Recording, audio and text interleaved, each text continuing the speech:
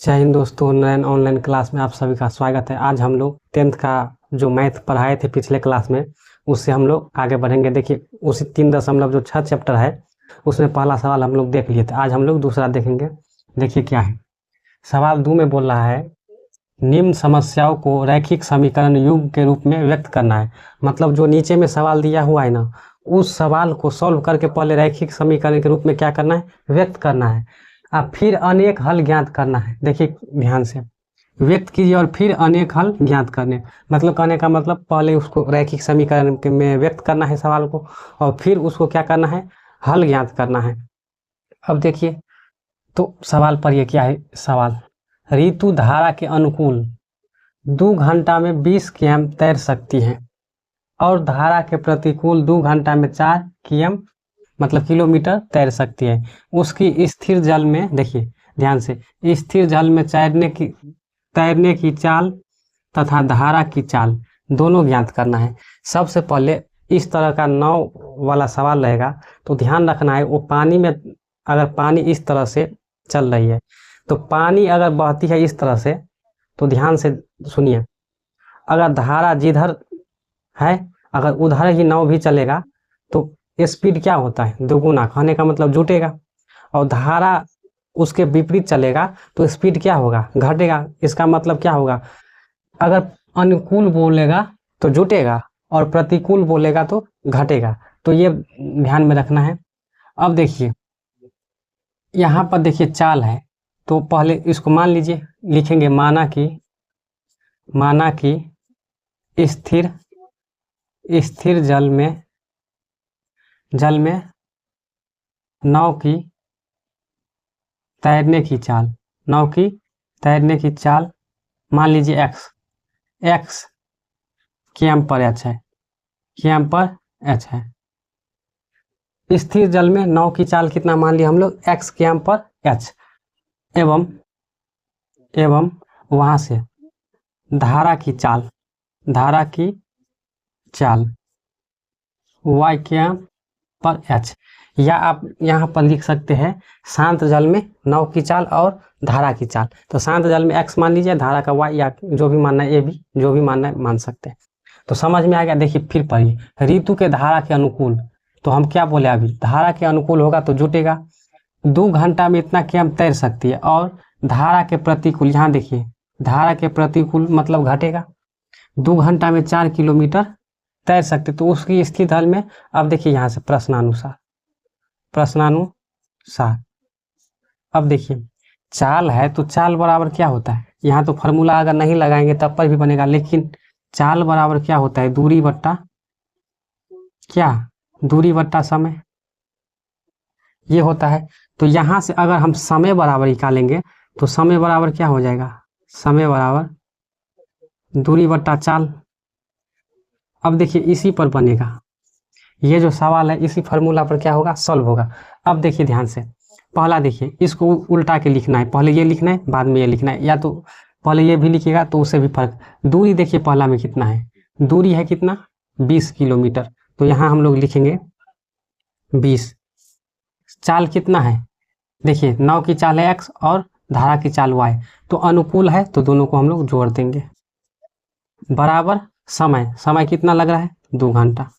देखिए सिंपल है, समझ में आ गया। फिर से देखिए, ऋतु धारा के अनुकूल, अगर धारा के अनुकूल होगा तो क्या होगा, उसका स्पीड क्या होगा, बढ़ेगा। मतलब उसका जो नाव जो चलेगा उस धारा के अनुकूल, तो उसका पानी स्पीड रहता है, उसके साथ साथ वो भी स्पीड हो जाता है, तो इसलिए जुटता है। और धारा के प्रतिकूल मतलब पानी के विपरीत, 2 घंटा में 4 किमी तैर सकते, तो उसकी स्थिर जल में चाल, तैरने की चाल एवं धारा की चाल। तो धारा की चाल और ये x y मान लिए। अब देखिए ध्यान से, चाल बराबर दूरी बटा समय, तो समय बराबर क्या होगा, दूरी बटा चाल।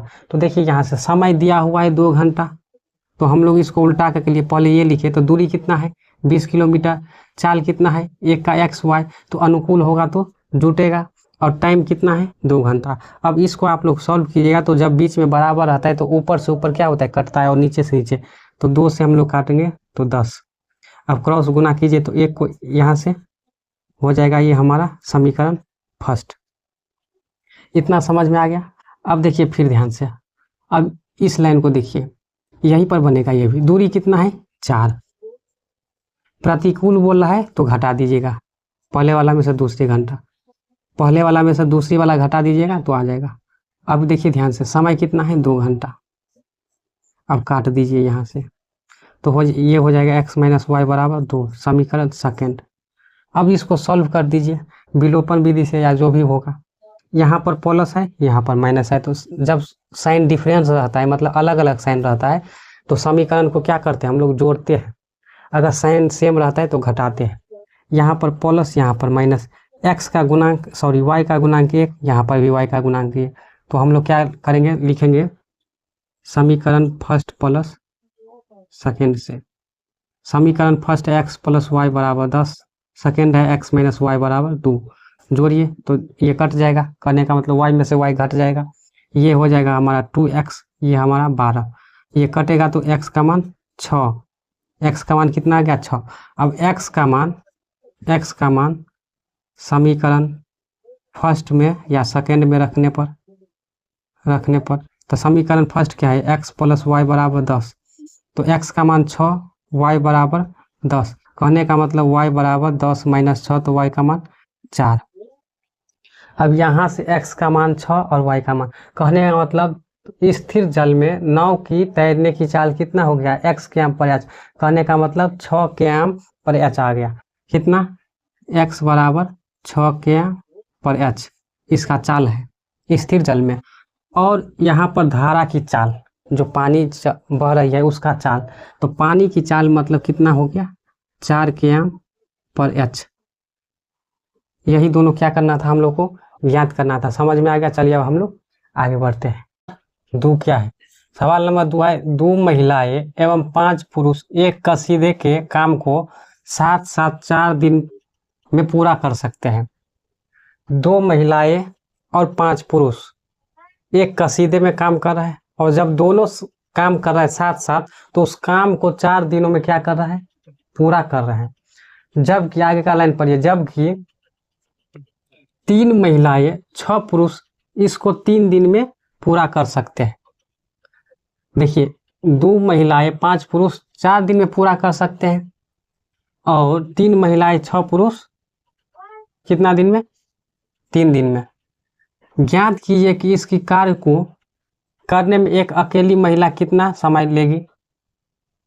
पुनः इस कार्य को करने में एक पुरुष कितना समय लेगा।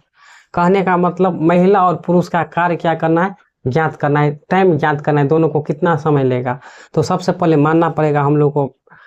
तो मानिए सबसे पहले क्या लिखेंगे, माना कि यहाँ पर क्या ज्ञात करना है, इसी कार्य को करने में, कहने का मतलब माना कि महिलाएं द्वारा की गई कार्य x, मान लीजिए कितना दिन में, x दिन में, मान लीजिए x दिन में, x दिन में पूरा कर सकते हैं, या सोचे सिर्फ x मान सकते हैं। एवं पुरुष द्वारा किए गए कार्य y दिन में पूरा कर सकते हैं।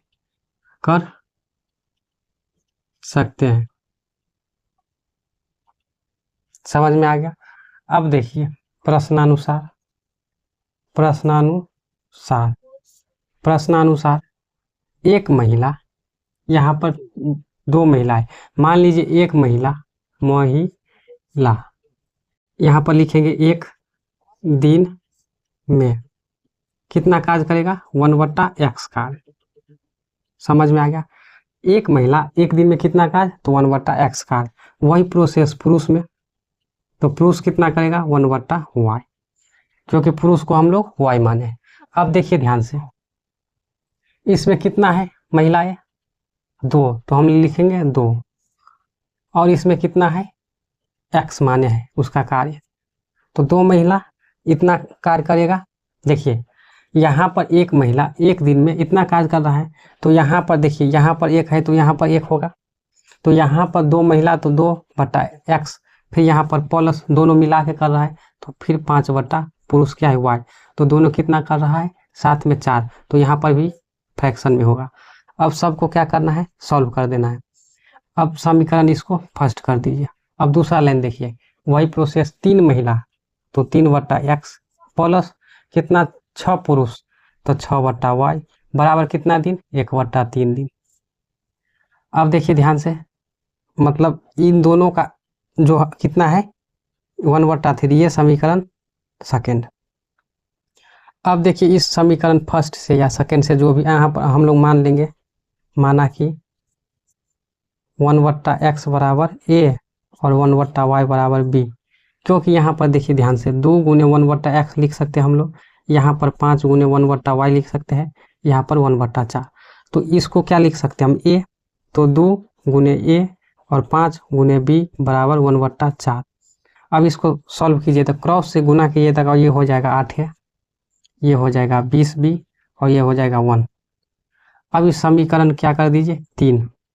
अब फिर देखिए यहाँ पर ये हो जाएगा कितना 3a, अब इससे गुना करेंगे तो 3 तिया 9a प्लस इसमें 18b और ये हो जाएगा 1, समीकरण 4।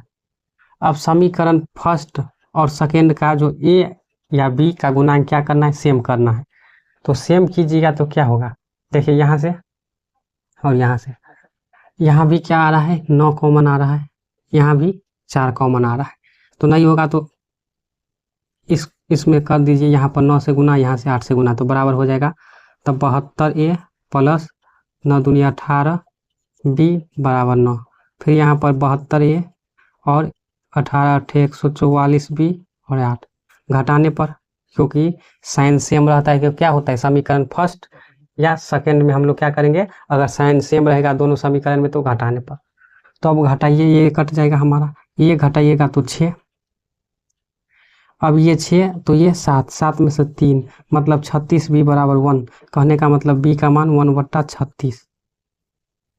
अब देखिए लिखेंगे यहाँ से b का मान समीकरण 3 में रखने पर, समीकरण 3 में रख दीजिए या 4 में, तो समीकरण 3 क्या है 8a प्लस 20b बराबर 1, तो 8a प्लस 20 गुने 1/36 बराबर 1, इसको काट दीजिए, 4 5 20, 4 9 36, तो 8a बराबर 1, इस 5/9 को इस तरफ लाइए जाए, ये हो जाएगा, फिर 8a 9 - 5 बराबर 9, 8a बराबर 4/9, तो a बराबर हो जाएगा 4/9 गुने 8, ये कट जाएगा तो 4 दूनी, कहने का मतलब 1 का मान 18। अब जो माने हैं हम लोग a और b को, यहाँ पर देखिए 1/x को a माने, 1/b को ये माने, तो यहाँ पर रख दीजिए मान, यहाँ पर रखेंगे हम लोग, यहाँ पर रखिए मान, तो यहाँ पर 1/x बराबर क्या माने है a, और a का मान कितना आया यहाँ से 18, तब गुना कीजिए क्रॉस तो मतलब इतना आ गया, एक जो महिला है, महिला का कितना आ गया 18, कहने का मतलब यहाँ पर ये नहीं होगा, x होगा, ये हो गया। अब देखिए क्या माने हैं 1/y का b, तो b का मान कितना आया है 1/36, तो y का मान हो जाएगा 36। तो यही हम लोग को क्या करना था, ज्ञात करना था, मतलब महिला द्वारा किया गया कार्य x दिन में कितना होगा, देखिए 36 और पुरुष का कितना आ गया, यहाँ से पुरुष का 36 और महिला का 18, तो समझ में आ गया, मतलब कार्यों की जो संख्या है उतना उतना दोनों लोग करेगा। तो यही सवाल था, आप प्रोसेस से बनाइएगा तो सब एकदम आराम से बन जाएगा। चलिए अब हम लोग नेक्स्ट सवाल पे बढ़ते हैं। सवाल नंबर 3 जो आज का मतलब 3.6 का जो लास्ट सवाल है, देखिए रूही 300 किलोमीटर दूरी पर स्थित है, रूही जो है 300 किलोमीटर की दूरी पर स्थित है, अपने घर जाने के लिए कुछ दूरी रेलगाड़ी द्वारा तथा कुछ दूरी बस द्वारा तय करती है। रूही जो है ना 300 किलोमीटर अपने घर से दूरी पर है, 300 किलोमीटर, अब वह फिर वहां से घर वापस आना चाहती है, तो वह जो है कुछ दूर किससे चलता है, रेलगाड़ी से, और कुछ दूरी किससे चलता है, बस से।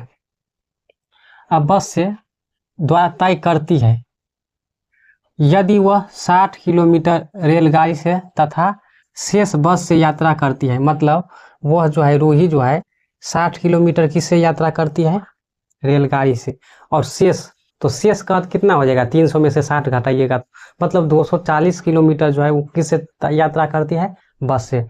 तो उसे 4 घंटा लगते हैं। कितना टाइम लगता है, 4 घंटा।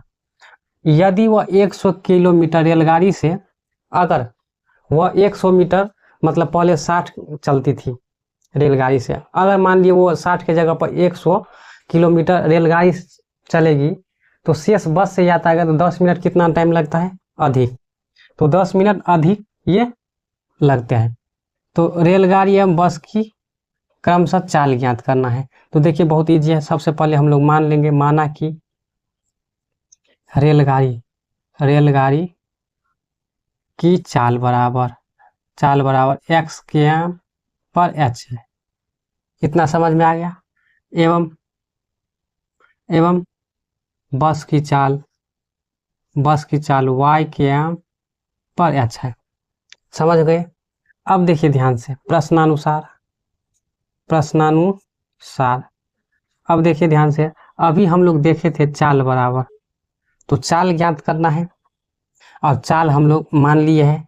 तो हम लोग क्या क्या दिया है, किलोमीटर समय दिया है, तो हम लोग लिखेंगे इस तरह से कुछ। देखिए समय बराबर क्या होता है, दूरी बटा चाल अब बराबर समय। इसी पर बनाएंगे जो अभी 1 नंबर सवाल बताए थे। अब देखिए कितना दूरी है, जो रेल से चल रहा है 60, और उसका चाल कितना है रेलगाड़ी का x, फिर प्लस, क्योंकि रेलगाड़ी और शेष बस से दोनों को यात्रा करके उसको 4 घंटा लगता है, तो प्लस 240 शेष, और बस को कितना माने y बराबर 4 घंटा। ये समीकरण फर्स्ट समझ में आ गया। देखिए ध्यान से, दूरी और चाल, तो चाल को हम x माने हैं और दूरी तो दिया हुआ है, मतलब पहले रेलगाड़ी से चलता है 60 किलोमीटर, तो पहले रेलगाड़ी का लिखे हम लोग। फिर बस से चलता है शेष, तो शेष 300 है, तो 300 में से शेष मतलब 60 घटेगा तो 240 शेष बस से वो चलती है, तो 4 घंटा टाइम लगता है। अब देखिए पुनः अगर वो 100 किलोमीटर, तो दूरी 100 और रेलगाड़ी का चाल x प्लस, तो शेष कितना बच जाएगा 200, जो बस से चलेगी y बराबर कितना 10 मिनट अधिक, तो इसमें 10 मिनट जोड़ दीजिएगा, वही ना। देखिए ये घंटा है, तो 10 को अगर हम बदलेंगे घंटा में तो 7 से भाग, तो ये हमारा हो गया। समझ में आ गया। ये देखिए 10 मिनट अधिक, तो जोड़िएगा ना, तो जोड़िएगा तो ये इसको घंटा में बदल दिए। अब ये समीकरण हमारा हो गया सेकेंड। अब इन दोनों को सॉल्व करना है, मतलब बस की चाल और रेलगाड़ी की चाल ज्ञात करना है। तो हम लोग पहले देखिए फ्रैक्शन में है, दोनों सेम है, तो हम लोग 1/x बराबर a मान लेंगे और 1/y बराबर b मान लेंगे। समझ में आ गया। अब यहाँ पर लिखिए, देखिए तो 1/x बराबर, ये तो कहने का मतलब हम यहाँ लिख दे रहे हैं, देखिए 60 गुने 1/x प्लस 240 गुने 1/y बराबर 4। तो इतना को a माने हैं, तो ये हो जाएगा हमारा कितना 60 है प्लस 240 b बराबर कितना 4। अब देखिए ध्यान से, यहाँ पर 4 से सब कट जाएगा, तो 4 कॉमन ले लीजिएगा, तो 15 चौका 60, 6 चौक 24, और यहाँ पर 4 से 4 काट दीजिए, तो 15a प्लस 60b बराबर 1, समीकरण 3। अब फिर समीकरण यहाँ पर 2 देखिए, तो ये हो जाएगा कितना 1/x, कहने का मतलब 100। देखिए वही प्रोसेस है जो यहाँ पर कि उसको भी ये करेंगे, प्लस 200b बराबर, इसको सॉल्व कीजिएगा तो देखिए कितना, इसको हम कहीं पर यहाँ पर मान लीजिए हम सॉल्व कर दे रहा है, तो इसको सॉल्व कीजिएगा तो 4 प्लस कट जाएगा 0 से 0, तो 1/6, 6 चौक 24, 6 चौक 24 1, 25/6, तो ये हो जाएगा हमारा 25 कितना 6। अब 6 से गुना कर दीजिए सब में, इसको लिख ले रह देने। अब 25 से पहले काट दीजिए, मान लीजिए बटा में 1, तो जब कभी भी इस तरह का सवाल रहता है तो बीच में बराबर रहता है तो ऊपर ऊपर करता है और नीचे नीचे करता है। तो देखिए यहाँ पर भी 25 होगा, यहाँ पर भी, यहाँ पर भी, तो 25 कॉमन ले लेंगे हम, तो कितना बचेगा 4a, ऊपर में कॉमन ले रहा है। यहाँ पर 25 कॉमन लीजिएगा तो 8 भी, क्योंकि 25 चौका 100, तो 25 अठे 200 बराबर 25/6। यहाँ पर 1, तो ये 25 से ये 25 कट, आप 6 से गुना कीजिए क्रॉस, तो 6 से गुना कीजिएगा तो कितना होगा 6 चौक 24 से ये 8 छक 48 भी बराबर 1, समीकरण 4। अब इन दोनों को क्या करना है, b का गुणांक या a का गुणांक को सेम करके उसका a और b का मान ज्ञात करने हैं, और जहां a और b का मान ज्ञात हो जाएगा तो हम लोग इसमें मान रख देंगे। अब देखिए हम लोग अगर इसमें यहाँ पर देखिए कितना है, यहाँ पर 60 है, यहाँ पर 48 है, यहाँ पर 15 है, यहाँ पर 24 है, तो किससे गुना कीजिएगा, यहाँ पर 5, इसमें 5 से गुना कर देंगे।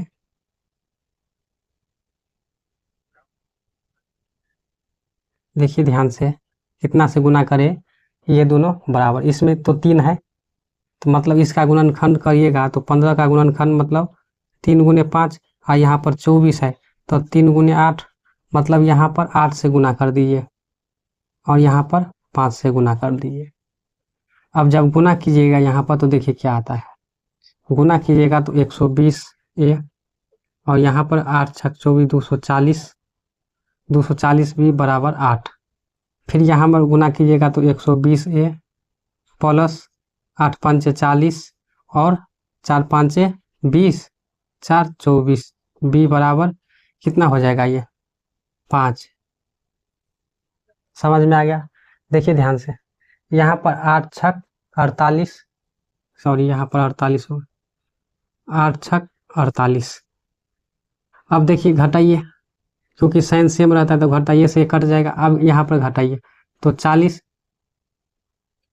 यहाँ पर कितना है तो 8 पंचे 40, 4 पंचे 20, और तो घटाइएगा तो कितना होगा, यहाँ से हो जाएगा 40 और ये 240, और यहाँ से कितना आ जाएगा 3, 3 से कटिएगा तो 3 80, मतलब b बराबर 1/80।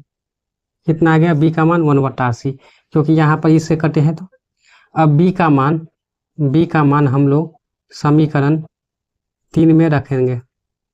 समीकरण 3 क्या है, 15a प्लस 60b बराबर 1, तो यहाँ पर रखिए 60 गुने 1/80 बराबर 1, यहाँ पर 0 से 0 काटिए, यहाँ पर 2 से 3, 2 से 4, 15a बराबर 3/4 बराबर 1, तो 15a बराबर 1 माइनस 3/4, ये हो जाएगा 15a बराबर, सॉल्व कीजिएगा 4 माइनस 3 बराबर 1, हमारा हो जाएगा 15a बराबर 1/4।